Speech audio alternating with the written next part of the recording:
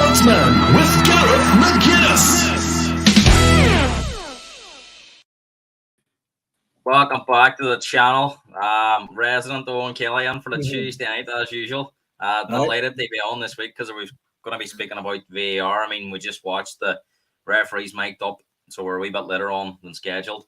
We'll be looking at them 4 decisions that they analysed in the game. That was the Romero red card and penalty on Fernandez, the Huang penalty against Scher, the McTominay disallowed goal for offside by Maguire, and the Anthony Gordon goal as well. But first of all, we're going to look at the weekend review, and we're going to start off with that fantastic game at Stamford Bridge. 8 goals, bonkers game. Man City thought they'd won it to go 4-3 up, and then Cole Palmer from the spot levels it up. They make it 4-4 against his former club. I mean, it couldn't have been wrote any sweeter for him. And I mean, Owen, what was your thoughts on that game? Because I mean, I think everyone expected Man City they put Chelsea to the sword, and it didn't really go as planned. And you have to say, Chelsea were well worth the point in the end. It was, as I said the last time I was on here, I said Man City would win comfortably. So it was just a shock to anyone. But Chelsea seem to be involved in these mad games. Two in a row now. There was 4-1 against Spurs, now the 4-4 against Man City.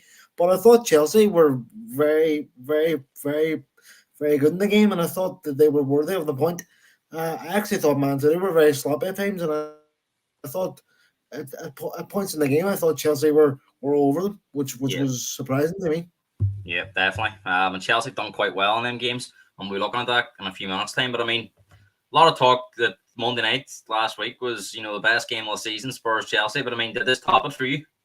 For me, it topped it. It seemed to be end to end, and once Man City went 2-1 up, I thought that was it. I thought they were going to go on and steamroll them, but as I say, Chelsea didn't give up, and it seems to be Chelsea's struggle against the lower league teams, lower side of the league this season, and they sort of bring their game up against the bigger side. So it'll be interesting how it pans out throughout the rest of the season. But they definitely deserve the point, if not more.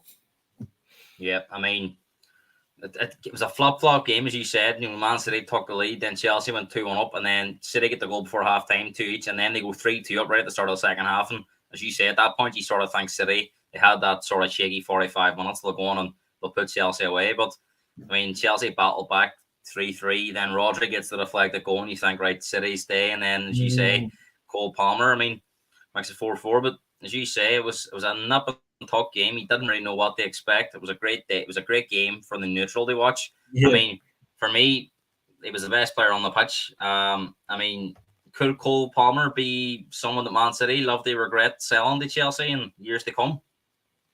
It could be, but Man City always find these, like they've sold Palmer and brought in Doku, and he's set the world on fire since he's been there. So for Man City, it's probably about, for them, it's probably a better probably swallow that he's come back and scored against them so soon. But he is an exceptional player, and it'll be interesting to see if they do regret it in the coming years. But for me, I just think Man City churn out top quality players, and they have the money to buy who they want.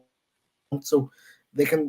We've seen before they've sold these players like Sterling and Jesus, and they haven't went backwards. So, but I suppose the difference with this one is he's younger, isn't he? He's only a young kid, like, and he's got that arrogance about him as well. He's not, wouldn't say he's an arrogant person, like an arrogant footballer. Even when he scored that goal, he sort of shrugged his shoulders to say, and he's a Man City free and free fan, from what I hear. His family's all Man City. So did you not see what Jackson did when he scored? He wanted them to go over to the man. It was pointing to the Man City fans for him. They run over and do an alibi.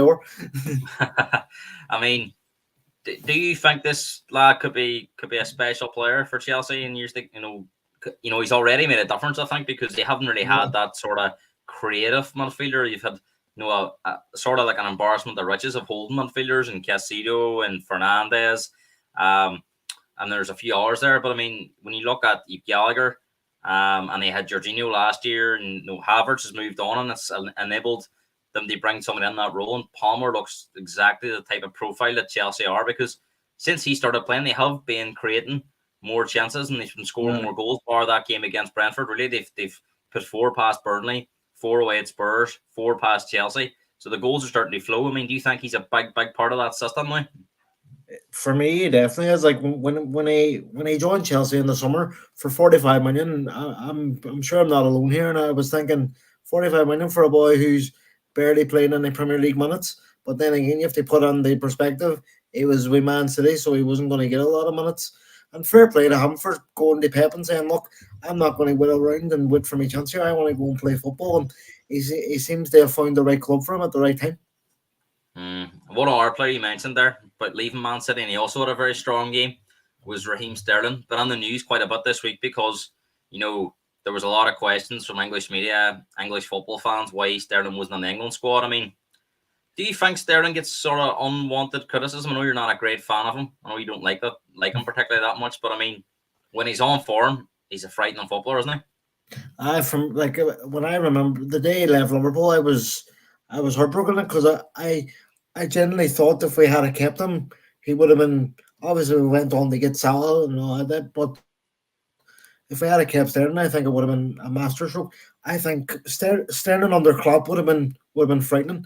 So for me, he seems to be underappreciated. More with English fans than our fans, if you get me. He never seems to get. He was on Southgate's plans for a good while, but obviously last season, his first season at Chelsea, didn't go to plan. But he just seems to be not getting the recognition from Southgate. But you can say that about a lot of players. Like how's Calvin Phillips getting into the squad over James Ward-Prowse? How's Jordan Henderson still getting into the England squad? So it's that whole thing we keep going back to. Southgate seems to have his favourites, and Sterling doesn't seem to be in that category at the minute. And for a long time, he was a big favourite also, but he has fallen out of that sort of favour now, and it doesn't look like he's going to get back in because, I mean, you've seen a lot of players being pulled out of the squad this week with injury, and he still hasn't made it in. In fact, Cole Palmer's been called up. That's He what I has was no going to say. experience of that. So maybe something's went on behind the scenes with Southgate. I don't know. Because Sterling scored 120 Premier League goals in 360 Premier League games, so that works out bang on 1 and 3. So they put that. He scored the same amount of goals as Steven Gerrard has in the Premier League. So I mean, are we talking about a Premier League legend here? With the amount of league titles he's won, the amount of goals he scored, does he be in that conversation of being one of the best wingers we've ever had, or do you still think there's a lot better? I don't think he's one of the best that the league's ever had because even though he does have, as you said, over 100 goals, he can miss a lot of chances as well. Like he misses his fair share of chances as well. And when you look at who's up against, like Salah, you have even to a certain extent, like David Beckham. I know he was a midfielder, but he was great. There's so many good right wingers, and I don't think Sterling's in that category. But I do think he's one of them like unsung heroes for me. When you look at what he did with Man City, and even in that 13-14 season with Liverpool, it was frightening along with Sturridge and Suarez. So I definitely think he deserves more respect there because he's won everything in football apart from the Champions League, really. I mean, Chelsea have this strange record where they beat Spurs away, they drew with Liverpool and Arsenal and Man City at home. So every big team they faced, they've come up, they've found a way to be undefeated. And then games, as you said, it's like games against the lower league teams where they can't really break them down. They're struggling. They find ways they win, and eventually they're being caught in a counter attack. I mean, do you think Chelsea fans will take a lot of heart out of them last two results, especially back to back? And if you look back towards Arsenal before the Brentford game, that money they had. If you were a Chelsea fan before that last international break, you looked at the 4 games and you thought Arsenal in there, Brentford obviously would have been tough as well, but Arsenal, Spurs, and Man City specifically, they would have been fearing the worst. And to be fair, they probably should have beat Arsenal. Spurs game is a difficult one because it was 9 men, and you have to give Chelsea their dues. They found a way in the end, and they ran away with the result. And then Man City, as you say, it was a 50-50 game. If anything, you couldn't argue that Man City were unlucky not they won the game. So, and there's not many times when Man City don't pick up 3 points that it's usually because they don't put away their chances, or it's rarely because they don't turn up. So Chelsea gave them everything they wanted. I can't remember the last time Man City conceded 4 goals in a Premier League game. It must be a long time ago. I think back to maybe that Everton game under Pep when they lost 4-0. Yeah, on his first season. I think we beat them 4-3 in 2018. True, you're right. There you go, 4-3. So that would have been the last time they conceded Yeah. 4 goals, and that was, as you say, in January 2018. Remember that game? Yeah. That was kind of the marker for you that you were going to be coming strong the Aye. football end season. It was, if I remember right, it was the first game after Coutinho left. That's right, I Actually, saying remember. Chelsea are starting this summer. Maybe they'll be a threat to the teams above if they can start to pick up points more consistently. I mean, do you think Chelsea fans will take a lot out of them games, and the fact that do you think they'll start to realise now that they've got the right manager there and they're going in the right direction? If they can find ways they beat the teams that they're expected to beat, then you start to see Chelsea climb the league table. Like there's no reason why they can't climb the league table, and they should take heart from what they've done the last 2 games. The Spurs game was, as you say, a bit of a free hit because they went down to 9 men. But when you're going to Man City and scoring 4 goals, like that doesn't, as we just said there, they haven't done that in 5-6 years. So for me, I think if Chelsea can sort out beating the likes of Brentford and the likes of Wolves and the likes of all them teams, they can climb the league table. I do think it's a bit lit for them to break into the top 4, though. I think for this season, I think that's set in stone who's going to be in the top 4. But I think for seasons they come, if they can, for me, even though Jackson has scored the last 3 games, I still think they need a world class striker. Like for me, I can see them going on for your man from Napoli, Victor Osimhen. He did an interview actually over the week there and said when he was younger, he used to wear Chelsea kits and United kits. So a lot of these young upcoming footballers are coming out with, I used to be a Chelsea, I have on Chelsea. Casito apparently was Chelsea as well. You think that's anything to do with the money they're going to throw at them? Sure, look at Casito. He was crying to go to Arsenal last January, so that boy doesn't know what he wants. He was going to go to Liverpool in the summer as well, so don't get me started on that. I mean that result does throw caution on there when it comes to Man City now, because you say it'll be 6 years in 2 months' time that they would have conceded them 4 goals against Liverpool. Which went on, they won the league that season anyway. But hopefully, I mean, it's very, very seldom that happens. What's that? Hopefully, they concede more 4 goals in a couple of weeks' time. Oh, next week.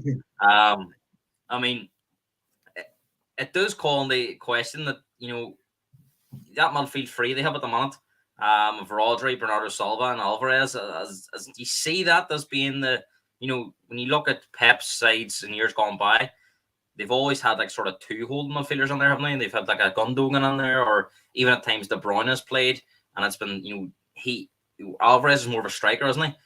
So he's playing quite far forward. He's Doku on there. Bernardo Silva's played at number 6 as well. At times he's played defensive midfield for them as well. And then you see Rico Lewis. So they haven't really got.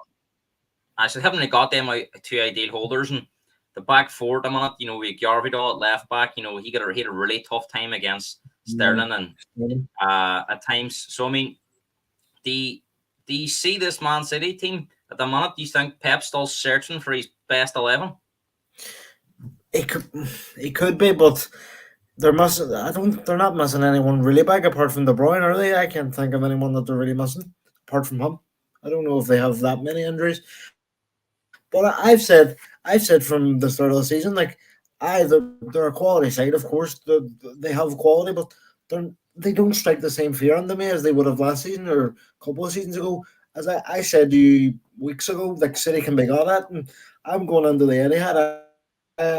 If you offer me a point now, I'll take it. But I wouldn't be surprised if we can go and score a couple of goals and get the win. But you never know after an international break and injuries and that. But they're not. I'm not as feared as them as I was like last year or a few seasons ago. Dean's just referring to the wingers a bit. Perez, Lomberg, Salah, Reyes, Giggs. So many top Premier League winners. Raheem still has all to prove at Chelsea, although he's in a team going through a rebuild instead of a solid Man City team of top players. Right now, thanks for your comment, Dean. Yep. He has a point. There has been some top wingers around. Like it's very hard to pick your favorite 2. I'm not. Well, I probably am being biased, but for me, the best winger in the Premier League has ever seen is Salah, and there's no debate for that for me. What about Thierry Henry? The best right winger, I meant. Ronaldo, what about Ronaldo? No, Salah's better than Ronaldo in the Prem. What about Gareth Bale? Again, Salah's better than Bale in the Prem. Let's see that can be very. Do you know what? They We're going had to their come on to that subjectivity because it's going to be a quick topic on the VAR. But I mean, it was a strange game if you're a Man City fan for this because I mean, we know Pep's obsessed with controlling games, and it was kind of like a basketball game. You know, it was 50-50 end to end. You know, and City You never don't really. normally see that in Man City games. No, you don't normally see it. So I mean, do you think Pep, when he looks back at that game, when he analyzes it, he'd be furious? You know how little his team controlled it. Well, I was listening to his interview after the match, and he said 4-4 was a fair result. But I think like behind closed doors, he will be fuming that they conceded four. He'll be fuming if they concede one goal if they're 6-1 up against Bournemouth. So if they're conceding four against Chelsea, he'll definitely not be happy. Especially a team like Chelsea, who throughout the season have been goal shy. Like it's only in the past couple of weeks that they've started to find their shitting boots. So he will be fuming. But as you say, Pep, that's what scares me. After a bad result, they'll come out after international break and probably beat us 6-0 or so. There's a few people not happy with your Salah calls here. Danny saying Salah over CR7. No way. In the Prem, She's right? laughing, saying Viva Ronaldo. Uh, Aye. Salah it's a never, hard Salah one never because broke a, Salah never broke a phone out of a Wayne's hand. But it's a difficult one because if you have to go on Premier League form alone, Salah has achieved more, scored more goals, he's obviously, won more trophies. I'm not saying Ronaldo's or Salah's a better player than Ronaldo. Of course he's not. But for me in Premier League terms, I think he is. Danny's saying he was unplayable in 07-08, but I think that the argument that Liverpool fans will have is that Salah has been super consistent. He's won. He scored. He scored. I mean, he must be the highest scoring winger in the Premier League. Although he has played a lot more games than Yeah. probably Ronaldo has because he's been here for so long. I think if you're looking at it on a continental map, obviously Ronaldo's achieved more. But on Premier League form, it's hard to not have Salah on an all Premier League 11, isn't it? I don't know. I'll throw it out there. For I'll me, tell you what we'll do is because obviously, there's plenty watching. What would be your front three in Premier League history if we're playing a 4-3-3 system? Who plays in the right, who plays in the left, and who plays down the middle? So we'll let the viewers decide. Owen, you have a think, and we'll get yours in a few minutes time. right. Just have a think, and But we'll let the viewers as it well. is. So your It, front it, three all time Premier League history. it I all know. it all comes down to opinion, really, doesn't it? Like Ronaldo's a great player, but for me, obviously, I'm a Liverpool fan, so there is a hint of bias in there. But I don't know. For me, it's not a bit. For me, it's Salah all day. I mean, you were saying it before before we come on air and sort of during the shopless show with it. You sort of see this vulnerability in Man City this season. Do you think that when Liverpool go there next after international break that they'll believe that they're not playing the Man City team that where Liverpool went to Man City last year, they were considered basically outrank underdogs because Liverpool weren't in great form. They don't top four, although they pulled it back kind of after that Man City game. The top four, they were massive outsiders at that stage because they had such a poor sort of January, March before. I think the last time they played was just after international break on March too. So I mean, do you sense this is a completely different game? Even though Man City are top of the table, it's only by 1 point. And if you look at it, Spurs were, and this isn't just because I'm a Spurs fan. Spurs are 6 months away from being top of the table. So I think that shows you that. But I think that shows you that it is a very open season. And Man City, despite being top, they're not running away with the league as of yet. So I mean, do you go there now and what are we 10, 11 days and think it's a 50-50 game, or do you still see Man City as big favourites for that game? I still see Man City as favourites because we have a terrible record at their stadium. If it was at Anfield, I'd be saying we're winning the game, no doubt. But because it's I'm probably getting roasted on the comments. If it's because it's at the Etihad, I do think Man City are slight favourites. But as I said to you earlier in the week, if you offer me a point now, I would take it. But I'm not going in there thinking we're going to. If we do get beat, I think it'll be a 1-0, 2-1 thing. I don't think it'll be a blowaway game though. Some interesting calls for this front three here. We've got Danny saying Ronaldo on the right, Henry on the left, and Shearer for him. Also, no room for Salah. Who's he support? He's a United fan. Dean saying Salah on the right, Henry on the left, Shearer through the middle, and Callum saying Salah on the right, Henry on the left, and Kane through the middle. And again, this is probably going to seem biased, but that will be my front three as well because I'm trying to think of who would be the perfect partner for them two players out wide, and for me would be Sal on the right, Henry on the left, and Kane sort of sliding passes through them. But that would be my front three. But again, the argument's going to be thrown out that what's Kane won in the Premier League, and then how can you leave Shearer out being the top Premier League goal scorer of all time? It's a difficult one. I think the argument with the Ronaldo one is when he left England, his best years were elsewhere in England. That's how good he was, but I mean, I think if he stayed, it's a very different conversation. But if he stayed, he would have been probably the best Premier League player ever, maybe. Let's look at the rest of the weekend's results. I mean, some big results, some big talking points. I mean, routine victories in the end for Arsenal and Liverpool. And I think everyone we're going to be speaking about that too. I mean, I think everyone would expect these two as being the two that's going to push City the most. Two very different teams, Arsenal and Liverpool.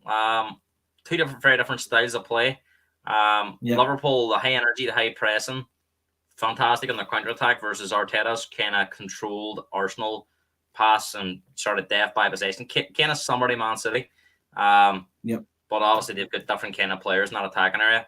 And you have to give Arsenal credit because they've had injuries and they're managing well enough with them injuries. And Liverpool, if they can get that away form, sort of, they look like they're going to destroy everyone they play at Anfield based on the form that they've had.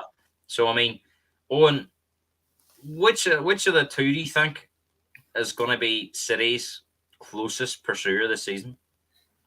Assuming you think City's going to finish in the top two, that is.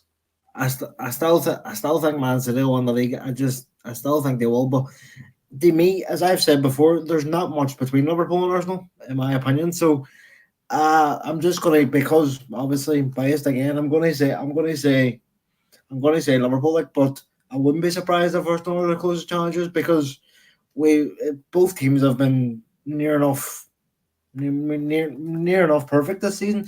The only defeat we've had in the league is the one the Spurs, which has been well documented, and Arsenal have lost to Newcastle in controversial circumstances, and Man City have lost to Wolves and Arsenal. So it's up for grabs, but I still see City as favourites to win the league. But if you were to say my top two now, I would say Man City and Liverpool. Just don't know what order. Not sure in what order. That's convenient, doesn't it? Nah. Obviously, I hope it's Liverpool in the first. How big do you think that game is? Next week and next Saturday after they come back, because I mean, do you think it's a game where Liverpool have to avoid defeat? Then they have any chance of winning the league, or do you just see it as a one-off game, and even if they get beat, that you would still back Liverpool? They make the points up somewhere else. I don't know if it's a must not lose this early in the season, because even if they beat us, they're only isn't it 4 points ahead? I think if they beat us, they're a point ahead, aren't they? So. And I know that's bad. I know people say, "Oh, Man City won't drop 4 points in a season," but we've seen already they're vulnerable, and teams. I think there will be a few surprise results for them this season. But if you were to get my early prediction now, I'm gonna go a 1-1 when we play them. But that's a Liverpool hat on, isn't it? I never predict Liverpool to lose. Never, even in my heart of hearts. Second comment on Mark Lawrenson. even in my heart of hearts, if I do think we'll lose, I'll never publicly say it. Are you one of them ones where if you say it's a draw, you're fearing defeat? No, well, but no. To be honest, I do think we'll get a point. I do. Callum's saying he thinks if Liverpool had Rice instead of McAllister or Endo, they would be the favourites. They push Man City, and he probably makes a good point. That Liverpool are. If you're looking at the one position they're lacking is a defensive midfielder, and it's not just that they're lacking it. I think when you look at Man City, they've got Rodri. You look at Arsenal, they've got Rice. Probably the two best holding midfielders in the world, and Liverpool haven't really got a holding midfielder, so that stands out a mile. You seen when we had Fabinho when he was at his best. He was probably the best DM in the league when he was at his prime. So when we had him on the team, like we were a different side. So I think once we get that top quality DM, no, I don't know who it'll be because all the good ones are sort of taken up, it seems. But once we get a top quality DM, I think we will push Man City. I mean, the one other position I think where both teams are struggling and can in terms of Man City is a striker. Arsenal are searching for a system. You know, Jesus keeps getting injured, but he was playing second fiddle. They going to be playing second fiddle. They Haaland anyway, wasn't he? Yeah. He's a different kind of striker, more like a Firmino type striker. When he was at Liverpool, he links play, scores goals, but not to the extent of a Haaland. And you know, Liverpool are still searching as well. They, you know, that front three seems to move around quite a bit. Nunez has sort of been playing for the middle now recently. With Diaz is forward, and you know, and stuff, and Jota's coming on out. But again, no one up there with the level of Haaland. I mean, is that the two positions you think Liverpool, if they're going to fall short, it'll be, you know, that number 9 area and number 6. I mean, Callum will probably scream that Salah might score near enough the same amount as Haaland anyway. But I mean, it's still a big ask for him to match Haaland. It's I just think it's a DM. You know me. I'm a well documented big Darwin fan, but like you see, him and Salah have a great link up. Like Nunez has a lot of assists this season and a good I few think the goals. argument is Nunez going to fight a league title, but that's the thing. He might seem good on the eye, and he might link up play, and he might, you know, set up goals for Salah, which he does tend to do. But you know, you think about that Luton game. You know, if that chance falls to Haaland, Liverpool go 1-0 up if Haaland's in the Liverpool shirt, doesn't he? And that's the difference. I was just sitting thinking too, like if we had a bid Luton, we would have been top of the league now going on the international break. There you go. But when Arsenal, Dayton saying Arsenal with injuries will affect their title push. City seem to be off compared to previous years. Liverpool lack a number 6. Endo brings balance, but in January they should sign a recognised number 6 team, which attacking Freckle and Lewis McAllister needs to be allowed to push on forward with Szoboszlai. I agree. I mean, I think me and Callum were speaking about this the other day. I think McAllister's being totally wasted now at Liverpool because you're not seeing the best of him. I don't think it's his fault. It's not his position. But again, the argument is going to be, where do you fit him on? Because I don't see him displacing Szoboszlai. He's been your best midfielder. Gravenberch, I think, has done well. So, I mean, where does McAllister fit on? If Liverpool do go out and sign, I think the obvious number 6 out there that's available is Palhinha. If they go and sign Palhinha in January, which I think will be a fantastic piece of business, I think he is top level and he's Premier League proven, so he shouldn't need too much time to adapt.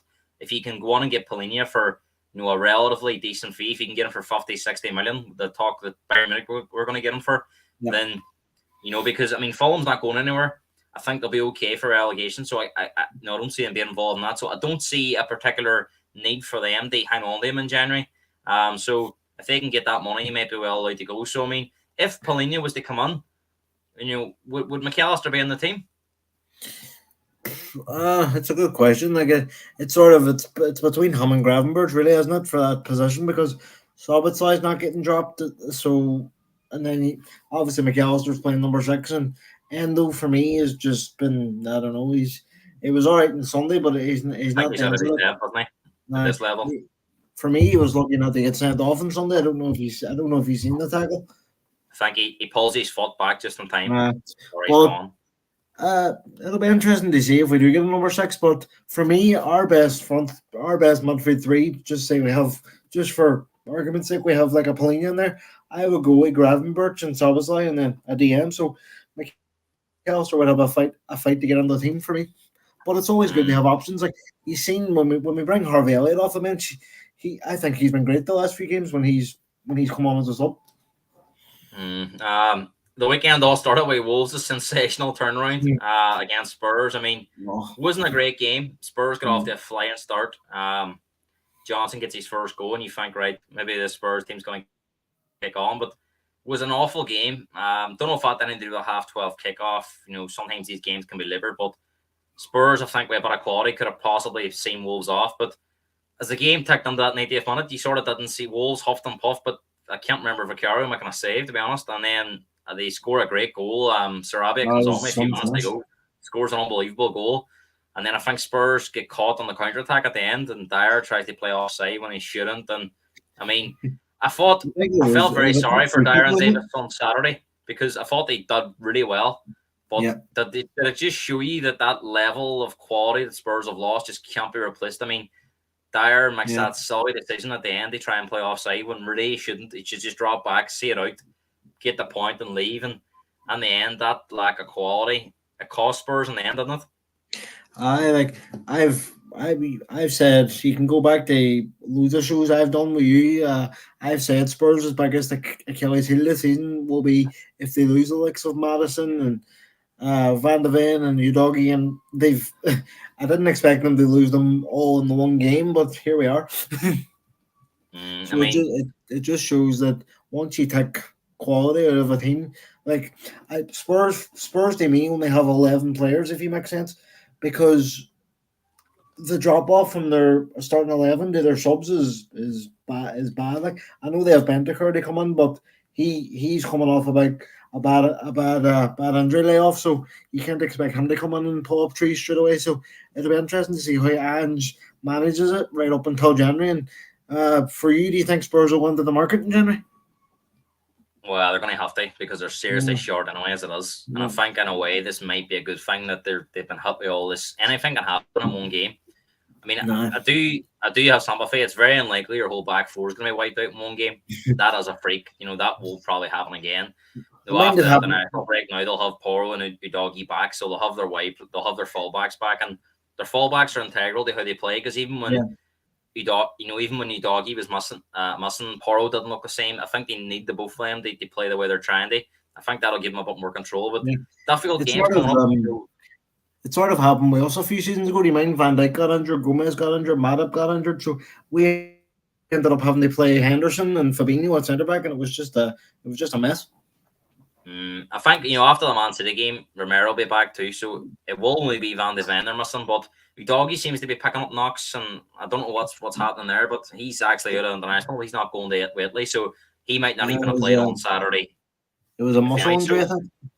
Again, I think he's carrying something that happened way back in the season, and Madison's been carrying injuries, and so Spurs have been trying to sort of carry players that are on injuries to avoid having to play their squad players, and it tells you everything. So I'm sure Ange just had a word with Levy and says, look, we're going to need support if we're going to try and sustain this top four challenge.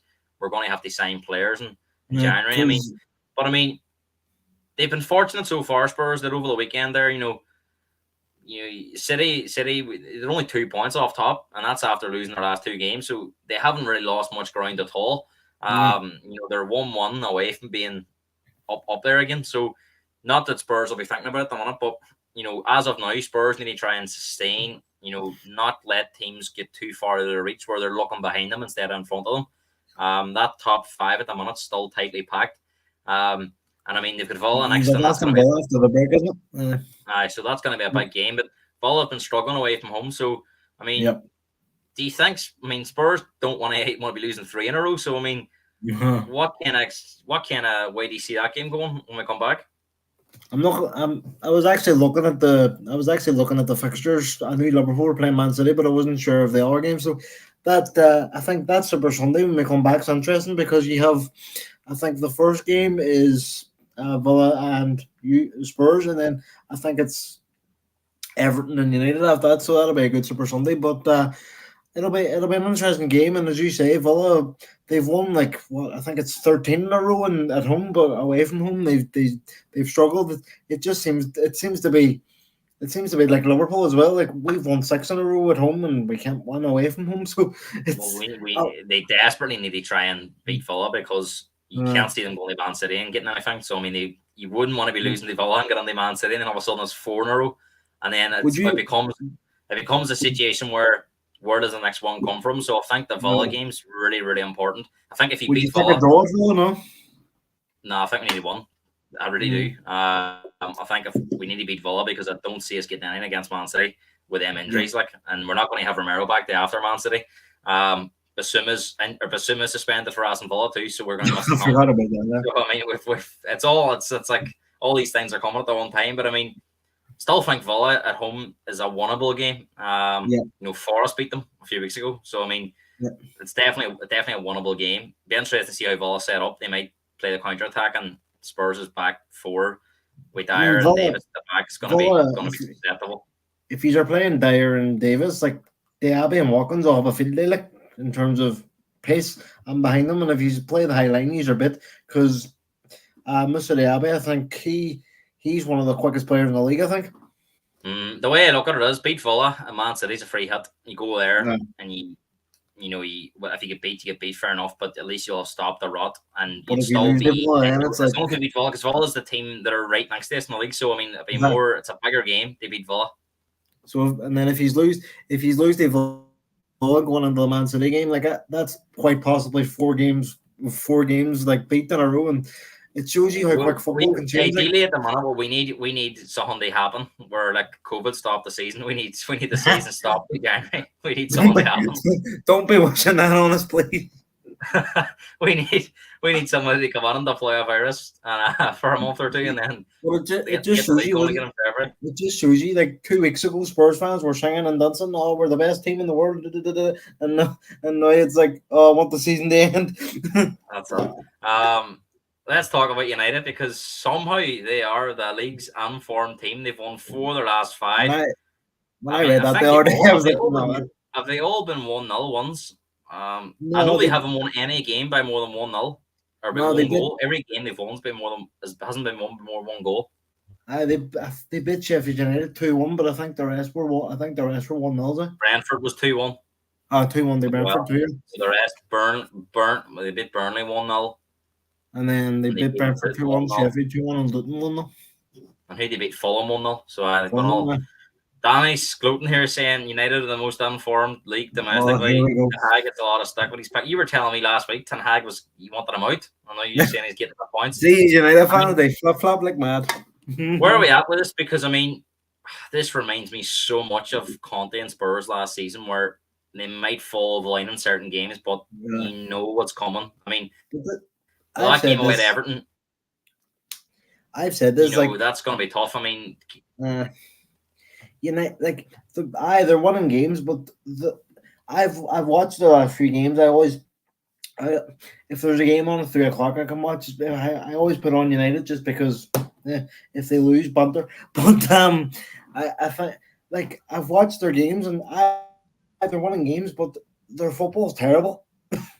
It's just it's so boring to watch. And if I was a United fan, I would be bored to tears. Yeah, and even the Luton goal was that sort of ricocheted from a corner and fell to centre half and he back on it. So I mean, they're not doing anything.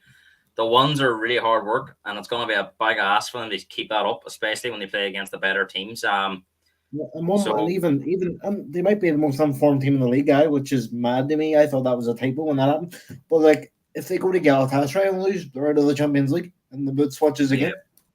And I think they've got some very difficult games coming up in the league. Everton away in there. I think they've got Chelsea coming up as well, which will be difficult. They have Liverpool too in December at Anfield. They have who? They have us in December at Anfield as well. They've got Everton away and Newcastle away, and in between that game they've got Galatasaray away. So they've got 3 tough away games when they come back, and that's going to be a fight there. I actually think they could beat Newcastle because Newcastle are ravaged when injuries too at the moment. And then it's Chelsea at home. That'll be difficult. So I mean, the next 4 games are all difficult, and then you're going to have that Champions League game against Bayern Munich too. So we're going to see the real test of United and the real character. And the game against Bayern Munich could be a dead rubber though. Well, it could be, but I mean, still they can't be getting enough. If Bayern Munich come, they can sweep them aside. That'll not go down well. So it'll be interesting to see what happens with United when we come back from that international break. I think it came at the perfect time. They've got that one against Luton. All of a sudden, they're only 5 points off Spurs in 4th. So I mean, they're by no means out of that top 4 shout at the minute. Despite not playing great, if they can turn it around, then they're untouched distance. See if United get top 4 after all the slammering I've done. I'm never going on social media again. Aston Villa, as you said earlier on, made 13 League Ones in a row. If they can sort that away for me, are they a real danger to the teams in the top 4? I think I said at the first podcast I done at the season with the predictions. I said if there's a surprise package in the league, I predicted Villa. They push like top 5, top 6. So like if they can sort their way from it, like why not? Like it seems to be when they're at home, nobody can beat them. So and if 5th place does get you Champions League this season, which it could do, like I wouldn't be surprised to see Villa on there come the end of the season.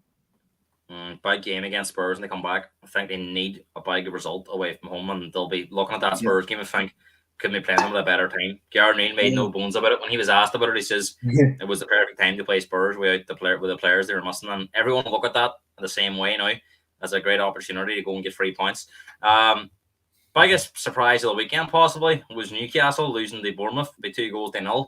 I mean, a lot of injuries as well, very similar to Spurs. Can't seem to get their best 11 players out now, and some long-term injuries as well. No striker available. I mean, do you think as Champions League really crippled their squad? It looks to be. I think. Who do they have out at the minute? Like Dan Burns injured, Isaac and Callum Wilson are injured. I think obviously Tonali's banned. I'm thinking of they have another. Harvey Barnes is injured. Harvey Barnes is injured. So, like you say, Spurs have bad injuries, but Newcastle I think have been ravaged because they literally have no attack really apart from Gordon. And you seen on Saturday they had to put on a young. I think this young boy came on in the Champions League against Dortmund, but he started against Bournemouth and. It's Bournemouth, but it's a big ask for a young lad to come on and make your Premier League debut away to Bournemouth. So I think it was a great story for Newcastle to get Champions League last season and playing it this season. But it just shows balancing the Champions League and the Premier League is no easy feat, especially when you have a small squad as Newcastle do. They're 6 points off top 4 at the minute. I mean, not completely out of it. But I mean, you seen after the game too, Trippier was fighting with a fan. I see that. 6 points off top 4. I mean, if that was the stretch much further than that, it's going to look very difficult for them. They might get points back. I mean, Champions League, their fits.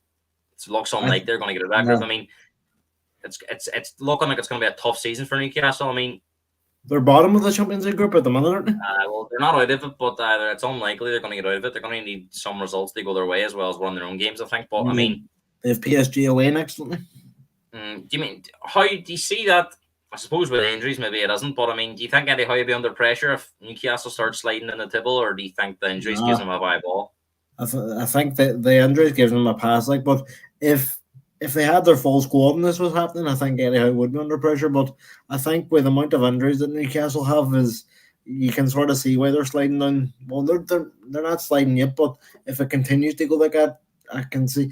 And they have the money to go on in January and spend. Apparently, this is the problem. They do have the money, but apparently, with financial fair play, they can't really spend much more than they have. They have to sell the generate, so it's not an easy situation for them to get out of. So I would say for Newcastle, if they were to, I think a successful season for Newcastle now would be to qualify for Europe in any competition, because although they're only 6 points off top 4, I can't see them breaking on. Yeah, I mean, we just watched the referees mic'd up before we come on air, so we're going to finish tonight's show by talking about VAR, your favourite topic. I mean, what we're going to do is the case for and against VAR. I know you're very against it, so I'm going to try and bring some balance to it by maybe arguing the good points that we've had. So I'm not against VAR. I'm against the way it's used. Yeah, I mean, it was an interesting show tonight. Howard Webb, Michael Owen. Usually analyse about 6 incidents, but tonight they only analysed 4 due to the length of the 4 incidents that actually happened. It only was on for about 30 minutes. There's a break in between, so it was about, say, 6 minutes per video, and that took up most of the show. And the 4 decisions was Anthony Gordon's goal versus Arsenal, Scott McTominay's disallowed goal versus Fulham for offside, a penalty awarded for Hwang's tackle on Fabian Schär, and also a penalty awarded for a challenge by Romero on Enzo Fernandez, which also resulted in a red card. So we're going to look at these 4 incidents in isolation first, and then we're going to speak about them. If we think they got the right decisions or the wrong decisions, and then speak a wee bit about VAR and maybe why people are so against it, and maybe why we need to give the officials a bit of a break too. So Anthony Gordon's goal, we'll start with it. We'll just do it in chronological order as they did tonight. So Anthony Gordon's goal was the first one. I mean, a lot of controversy. Mikel Arteta was very unhappy with the awarding of a goal. It survived 3 VAR checks. The first one being for if the ball was out of play, the second one being for a foul, and the third one being for an offside. I and think they also were just ball. So ball, yeah, so I mean there was there was a lot going on. I mean, do you think they got the right decision on this one? I've went back and forth on this. At the time, I said it was a foul, and then I came on here and said it was a foul. But to me, watching it tonight and seeing, I think the referee said the way Joe Lutton pushed Gabriel, it wasn't enough for him to fall the way he did. So I can sort of see why they came to the decision of a goal. As for the ball being out, I didn't think the ball was out, and I definitely didn't think there was an offside in there. So watching it tonight, to me it was a fair goal to be given. But it seems to be that they're triple checking things now, and I don't know if that comes from the big mistake they made in the Liverpool Spurs game. But it seems to be taking a lot more time to check these decisions now than it was a couple of weeks ago. Well, I think there is definitely longer checks, but I think in some of these calls there was that much happening, especially Yeah, with you Anthony need to Gordon be, and the Romero one. It was inevitably going to take a lot of time. But I mean, as you say, this was a very difficult one to call. For me, there's no evidence the ball was out of play, so the referees get yeah. that right 100%. The offside's impossible because again, it's very hard to know And the keeper where came the out as last well. So, contact is. So in them two, for me, they definitely can't get involved. The only one for me they can possibly get involved in is the potential foul on yeah, Gabriel. but, But I mean, for me, it's not obvious. It's not Gabriel. I think milks it. And I think if he's stronger, he can possibly deal with it on his own. So I don't think there was enough on there. If we're talking about the terminology being used and the clear and obvious, for me there was nothing clear and obvious about that for them to get yeah, involved and, as they say, re-referee the game. So for me, I think they got the right decision on this one. yeah, I agree. I agree. Second one, Scott Tominey's disallowed goal versus Fulham for offside again created a lot of debate. I remember this was a half-12 game on a Saturday. It It was seemed one to of the go on worst for games a ever. lot of time. It seemed to go on for minutes upon minutes. Yeah. A lot of people thought that it was very panicky and getting involved for something that it was a subjective offside. But for me, I think they got this one spot on. So I mean, what was your opinion? I mean, if you remember at the time, I messaged you and said to me, I said to you, like, I didn't think it was offside because I know Maguire went for the ball, but was he really interfering? But then I looked at it and said, I can see why it was given. But for me, I think it was a very harsh one, and for me, I think they should have let it. They should have let it stand. You think so? I know he went for the ball, but they were saying, does he affect the player from getting to the ball? And I don't think he does because they sort of both went for it at the same time. So it's like he could still get there, but But it's the argument is he's in an offside position and affecting play, isn't he? So it's nice. it's by the letter of the law. It was right to disallow. I I think mean, so. I thought the whole thing was giving the attacker more of an advantage. That seems to be going out the window nowadays. So for you, feel this So goal should have stood? I mean, if it was a Liverpool goal getting chalked off for that, I would have been fuming. And just to go back to it, you seen last week the goal we scored against Toulouse. The referee gave the goal twice and then went back and said it was offside. That was a crazy one. Yeah.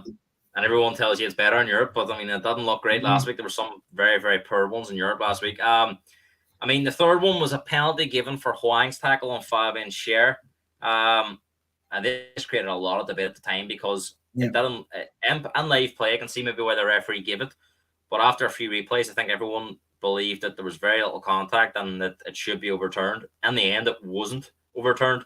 And Gary O'Neill was furious. I mean, what do you think about this one? Did the referees get this right or was it wrong? I thought it was wrong. For me, I think it was Shar that foiled Wang Hee-chan. If they were given a foul, I think it should have went for Wolves instead of against them. But Wolves, to be fair to them, have been on the end of some bad decisions with VAR already this season. I think the penalty against Sheffield United was very soft, and everyone knows about the United one. So Wolves have a right to be aggrieved with VAR, but for me, they got this one wrong. What about you?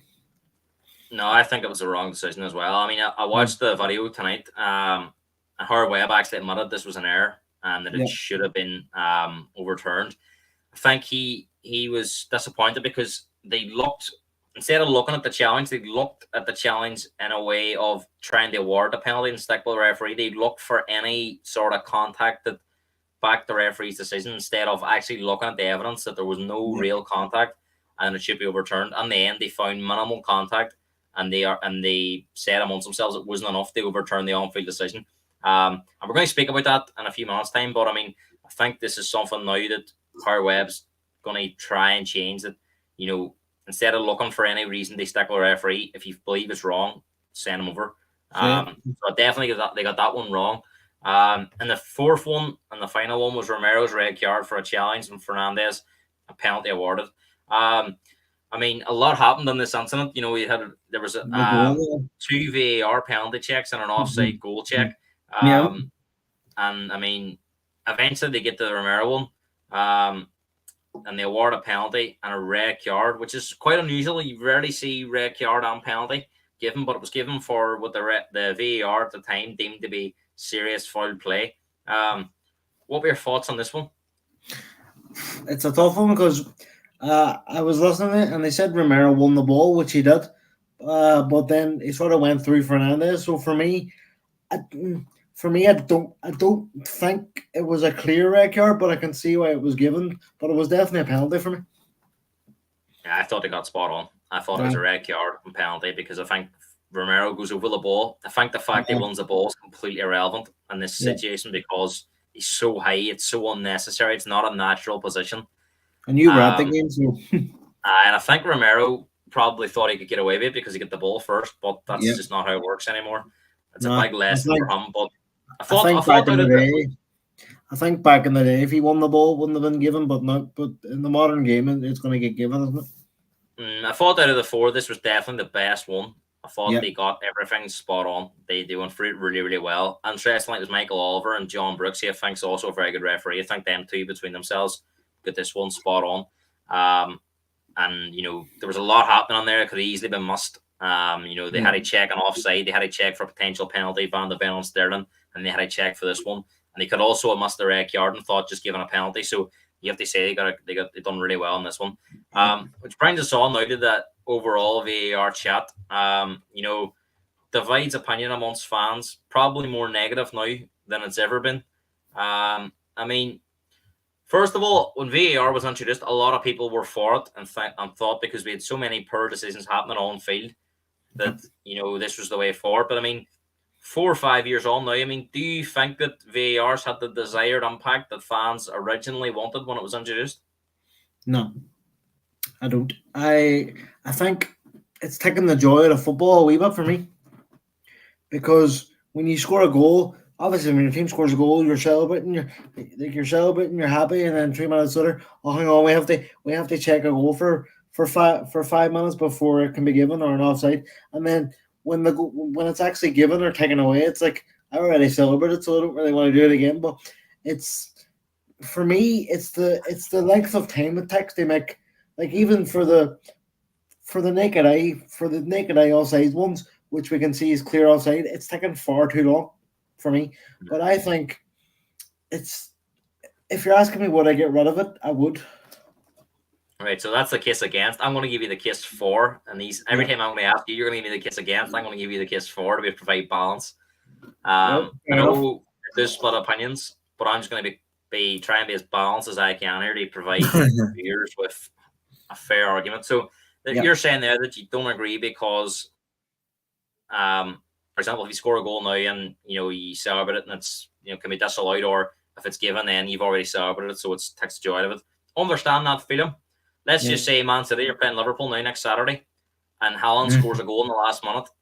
We know VAR involved; it's offside, and Liverpool lose the game 2-1. Yeah. How do you feel about that?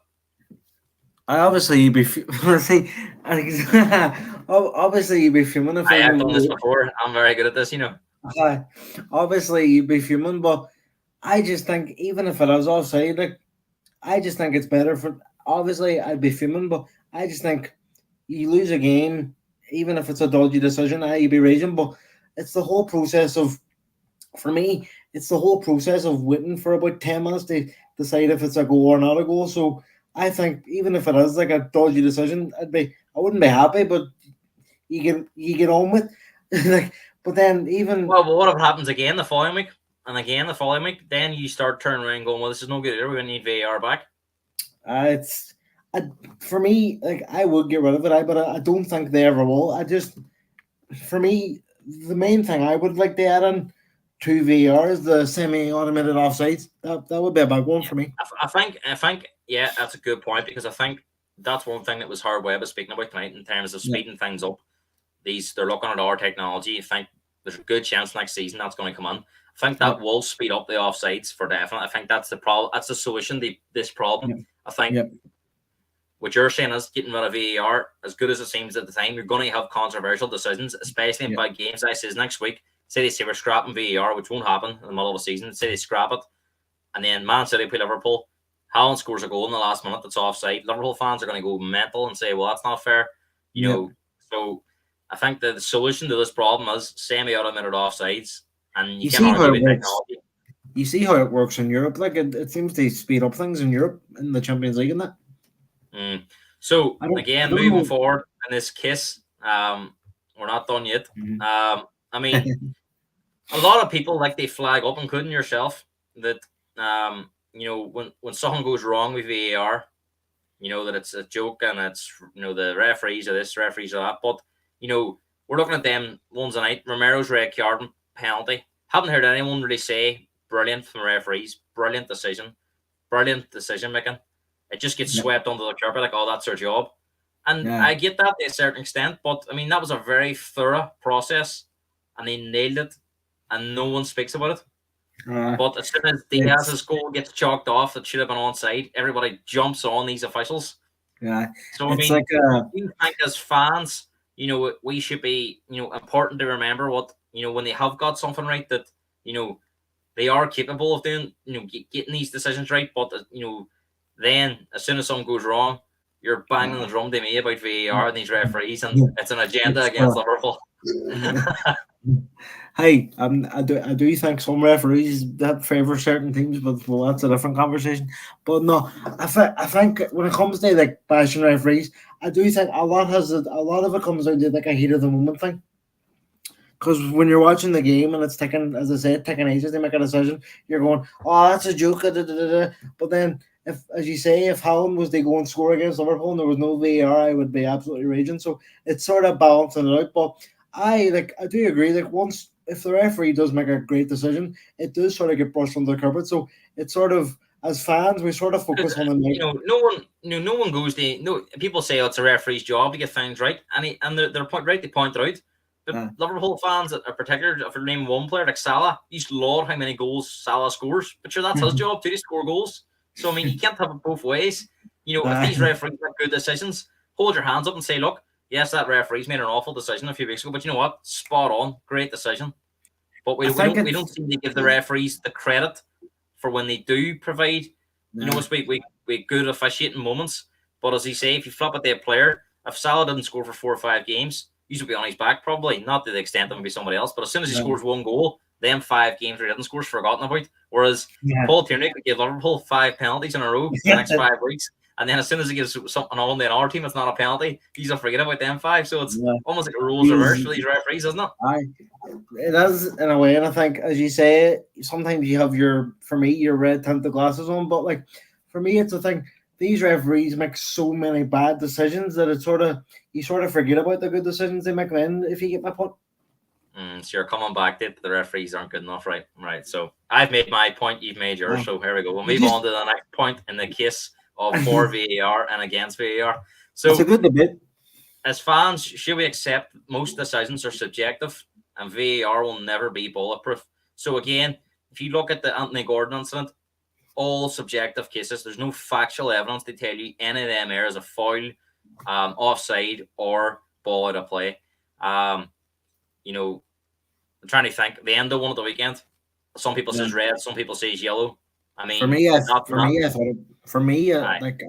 it was a red. It's another subjective decision. So, as fans, should we accept that not all decisions are how we see them as?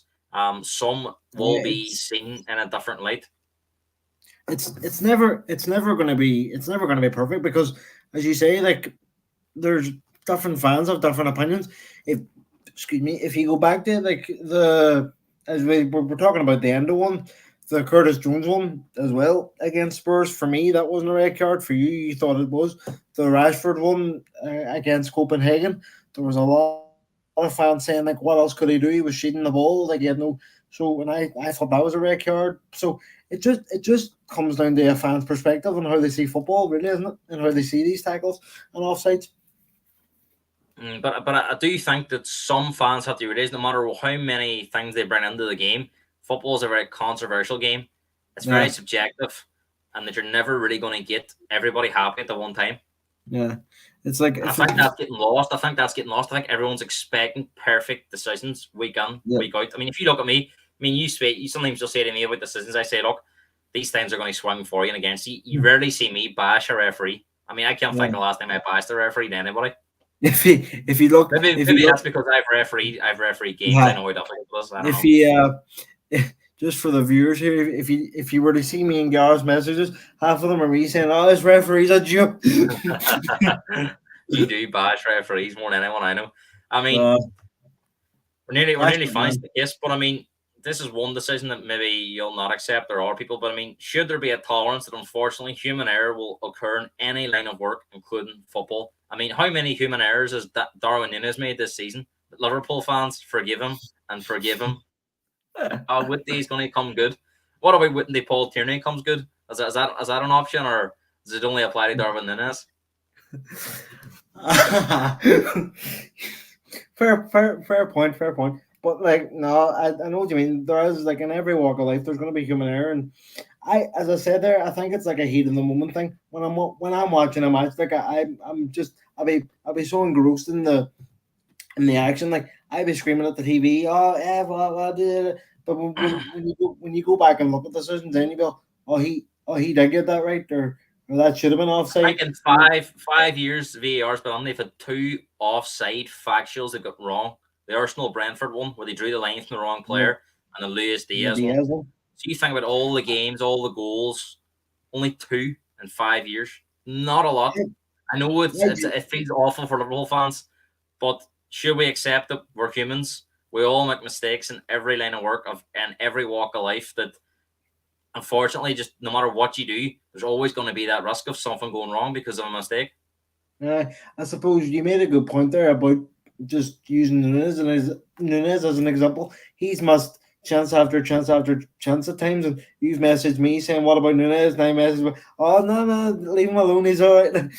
It is a strange one, but I think, as you say, it just comes to people just see things black and white with referees. Like, you expect them to get decisions right, but as you say, like for footballers too, like if they miss chances or do something wrong, like they don't get well, they probably do get the same level of scrutiny, but if he's forgotten about then the game after if someone bangs a hat trick. So it is a Mm. good debate about VAR, but as for me, I do stand by my point of I do I do want it to get better, but I think for football, I would just love to go back to the days without it. I don't know.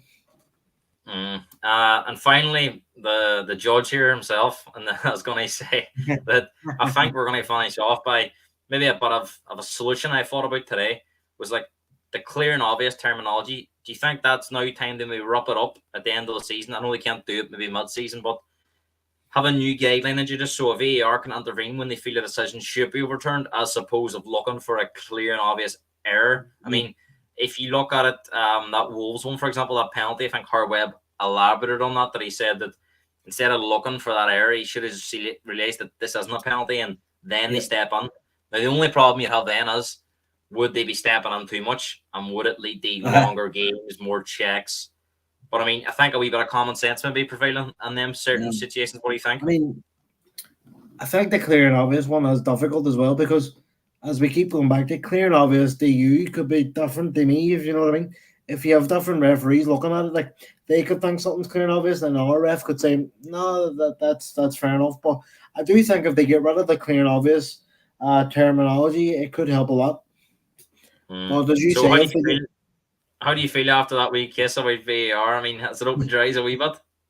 I mean, I'm not going to lie. Like, I'll probably still be messaging you saying, referees are a joke. So, but as I say, I think it's a heat of the moment thing. But you do have to realize at times too they are human and they do make mistakes. But it'll be interesting to see now because of her website. They need to, like, if they do stop looking for reasons to give penalties and just say if it's a foul, give a foul. So it'll be interesting to see how it is implemented after the break. So I think the way you are, if Klopp says I'm going to play Salah at centre back and Van Dijk up front, and Nunes misses 2 open nets, but if a referee fails to give you a penalty in a game, you'll forget about what Klopp did and what Nunes must, and you'll say, "Oh, referee cost us." I think every fan does that, really, don't they? But no, it's you do make a good point. Like when you say about Nunes mustn't sitters, like he must have many, but I keep saying no. Well, I'll tell you what, Nunes has must more sitters than referees that give these bad decisions. I'll tell you that. I would love to see the numbers on that, but no, it's been a good debate now. And that kind of brings us to the end of the show. I mean, enter an international break going. It's going to be possibly a long 10 days for football fans, especially this.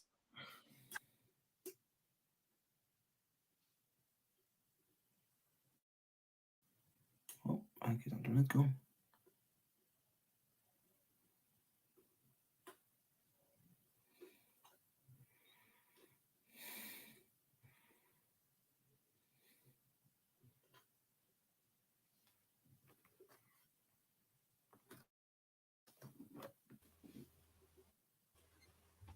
Oh, did I lose here? I think your internet went a wee bit. That's right, away fuzzy. It's this international break. No, I was just saying that we're coming to the end of the show now, but international break coming up in the next 10 days or so. I mean, a lot of the games are dead rubber, so there's not much to look forward to. I mean, how are you going to spend the next sort of 10 days now before that big game against Man City? Probably just doing other things, and to be honest, I'll probably watch no football until the Liverpool Man City game.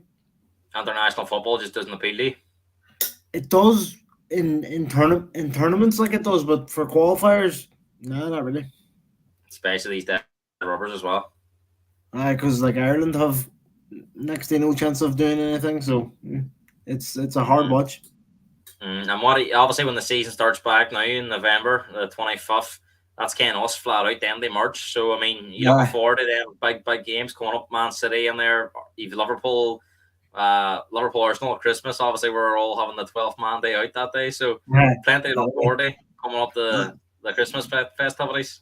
This is, if for a football fan, like this is the best part of the season, when, as you say, for the first 12 game weeks, it's like it's broken up into like 4 different weeks of, and it's sort of stop start, but now you going into like Christmas period, I think it's just football. So it'll be, and then obviously I think there's a break in January, isn't there? Well, their break. I mean, are you still confident with Liverpool's chances? I mean, throughout the summer, now we're going into the winter. Liverpool sitting second, going as you would have hoped. If you said to me in the summer we'd be sitting going into the last international break, our next game won it, then we're top. Like I would bite your hand off. So it'll be an interesting few weeks. Well, thanks very much for coming on. I'm sure we'll have you on again very shortly. What am I going to have coming up of an international break? Not as much content, obviously, but there might be a show towards the end of the week with a new guest. Somebody's not been on before, so keep your eyes peeled for that. He's going to be an interesting one if he is going to be coming on. So hopefully he can provide you with more content on that in the next few days. But if you're new around here, make sure you like the video, subscribe to the YouTube channel for the next videos that will be coming up. Because when we start back for that, I think it's Jamie and Meets is on for the Man City Liverpool game. That'll be next Friday night, not this Friday, the following Friday. That's going to be a podcast between obviously first and second in the league too. So that's worked out really, really well. Never know. Then it could be first versus second the week after Man City Spurs. So we just don't know what way this league's going to go at the moment. But thanks for coming on, and I'll catch up with you soon. Thanks very much. Cheers.